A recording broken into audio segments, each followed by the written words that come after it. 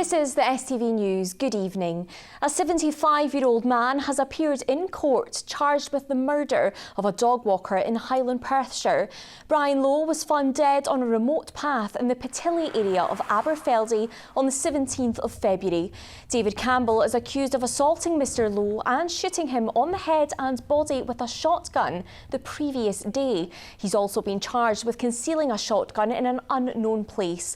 Campbell appeared in private at Dundee Sheriff Court. He made no plea and was remanded in custody. 2 firefighters are in hospital after a fire engine collided with a van while responding to an emergency call in Wester Ross last night. The Inverness fire engine was travelling to Skye under blue light conditions when it crashed near Strathcarron.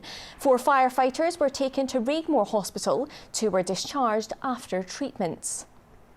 On the first full week of a general election campaigning, the leader of the Liberal Democrats, Sir Ed Davey, has been in Scotland, attacking the SNP and Conservative records in government. He's predicting the Liberal Democrats will win more Scottish seats in July. He's been speaking to our political editor, Colin Mackay, in North Queensferry. The Lib Dems were launching their Scottish campaign today. They were launching it here in the shadow of the Forth Bridge. They were actually complaining about the lack of dentists, though. The message doesn't always have to match the picture in these circumstances. But health is a devolved matter, so they were using it as a way to attack the SNP's record in government. The top target seats in Scotland are currently held by the SNP, but the Lib Dems say voters have been let down by 2 governments, the SNP in Scotland and the Conservatives in Westminster. Do you regret putting the Tories into government in 2010? I made it clear that there's no way we would deal with the Conservatives in the future. I think they are out of touch. They've let down our country. So do you regret dealing with them in the past to let down the country? I fought the Conservatives every day. I've always been an anti. Government with them. You sat in cabinet with them. And I fought them every day during that period. Indeed, what I did is we managed to stop them doing stuff. And more importantly, actually, I'm really proud of what Liberal Democrats achieved. I mean, here in Scotland, we nearly quadrupled renewable power. Elsewhere, the SNP and Conservatives have been trading political blows and insults. John Swinney was in Tory territory today in Dumfries, as well as defending their own seats. The SNP's top target seats are all currently held by Conservatives. Douglas Ross was campaigning at the Kelpies, trying to keep the pressure on Michael Matheson over his expenses. Labour's focus was on energy jobs. In any other line of work, he would have been sacked by now. He's not even been suspended by the SNP. They are supporting Michael Matheson and his claim for £11,000 rather than doing the right thing. So if Michael Matheson finally does the right thing and resigns, we can have a by-election here on the 4th of July, and that's what Scottish Conservatives will be calling for in a debate this week in Parliament. They can support the SNP as the challengers to the Conservatives. We are the challengers in every single one of the Conservative-held seats in Scotland.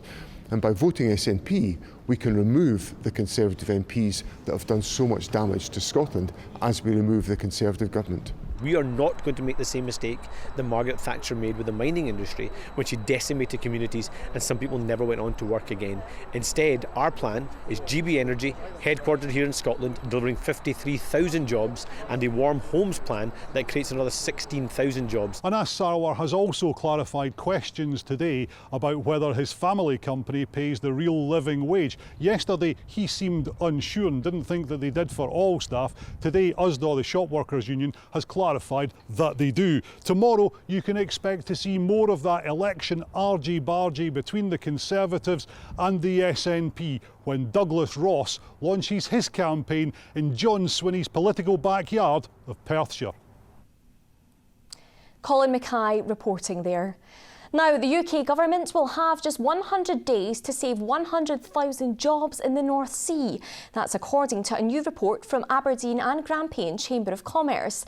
It says energy companies are considering pulling investment from the UK as they await the outcome of the general election. It says if confidence is not restored, investment worth £30 billion could be lost.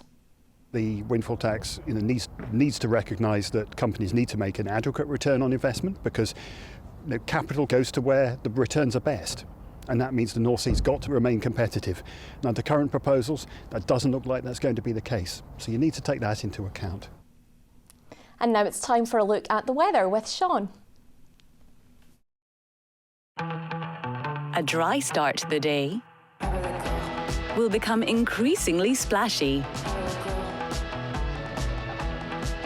TUI sponsors STV Weather. Good evening. Well, we've had some pretty lively showers around today, and we're going to have to get used to that over the next couple of days, with low pressure settling right over the top of the country. So sunshine and thundery showers really through most of this week, but high pressure ridging back in from the west, hopefully as we head towards next weekend, and that means things should be drier, sunnier and also warmer. Now, for the time being, we've had some thundery showers today in the north and east, pretty frequent ones. Some areas escaping them, but where we have seen them, there's been some quite torrential downpours. Those showers will be easing through the next couple of hours into the overnight period, so it becomes largely dry. Quite a cool night to come as well. Temperatures down to about 6 or 7 degrees Celsius inland parts of the mainland.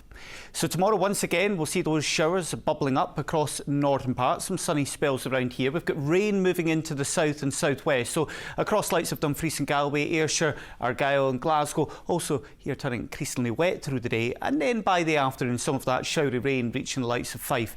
Also parts of the North Highlands. Temperatures about 14 or 15 degrees, feeling quite cool where we've got the cloud and rain. Then on Wednesday we're back to sunshine and showers. I think the most thundery ones tending to be across the Highlands, stretching into Aberdeenshire, perhaps into northern parts of Perthshire as well. Then by Thursday the main thundery activity around the likes of Fife and the Lothians. A lot of sunny spells, but also plenty of showers. Bye-bye.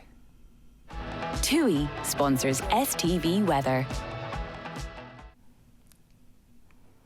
And that's all from us for the moment. From everyone on the news team, enjoy the rest of your evening. Bye for now.